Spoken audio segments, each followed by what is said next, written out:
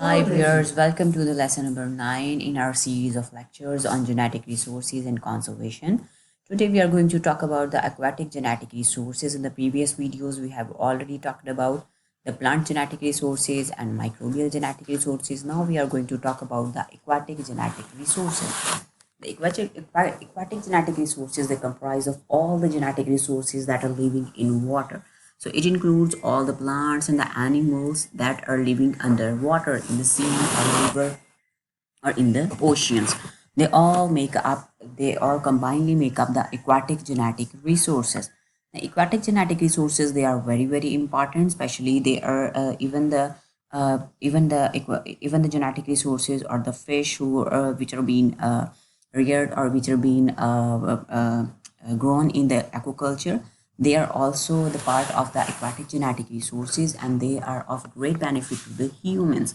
If we talk about the benefits to the humans, first of all, the fish, they are a major source of protein for the human, because there are the consumption of fish is been increasing every year, and it's making a major part of the protein of the human food.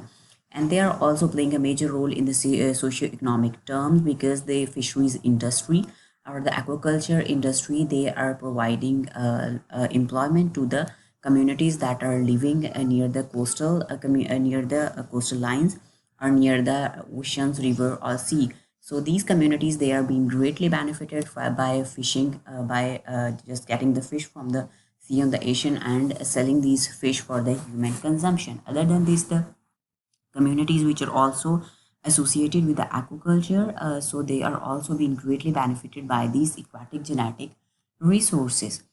It is said that in today's era, in currently the aquatic species that are being grown in the aquaculture, these are subjected to approximately 9% of these aquatic species. They are being subjected to the formal genetic improvement programs. There are lots of genetic improvement programs for different species of the aquatic environment. So these genetic programs, the main purpose of these genetic programs is to improve the genetic resources to make these species disease resistant or to increase their production.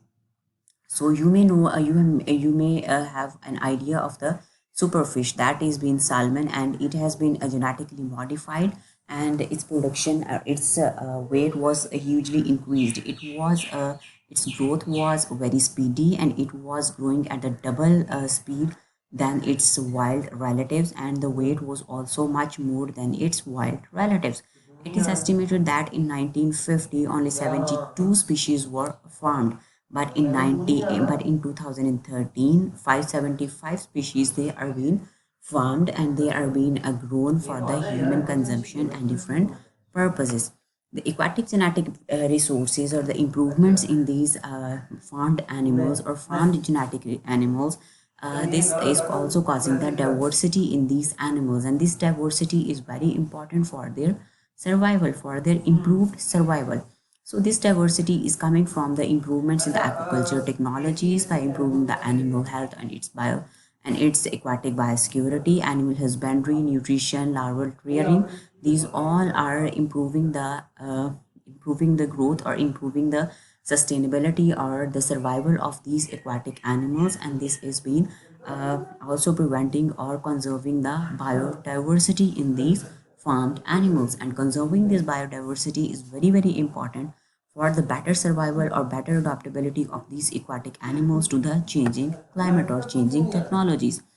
So these aquatic genetic resources, they are very important, especially the fish production for the food.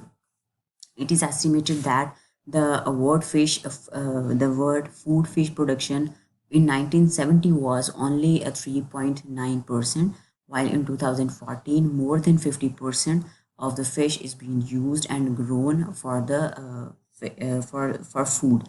And these aquatic genetic resources, they're also playing a very key role or very key importance has a very key importance for the further genetic improvement of fish strains to achieve sustainable development of aquaculture and to improve the food availability to the humans, so that there will not be any food shortage and the protein source will be maintained in the human food. So these aquatic genetic resources, along with other genetic resources, they are also playing a very important role for the sustainability of for the sustainable for the sustainable ecosystems, and for the continual growth of these industries, or for the continual supply of the food for human. So this was all about the aquatic genetic resources. For my more videos, please subscribe to my channel, that is MH Biology. Keep watching my videos. Hopefully you will have hopefully these videos will be increasing your knowledge, and these will be of benefit to you. Until then, goodbye.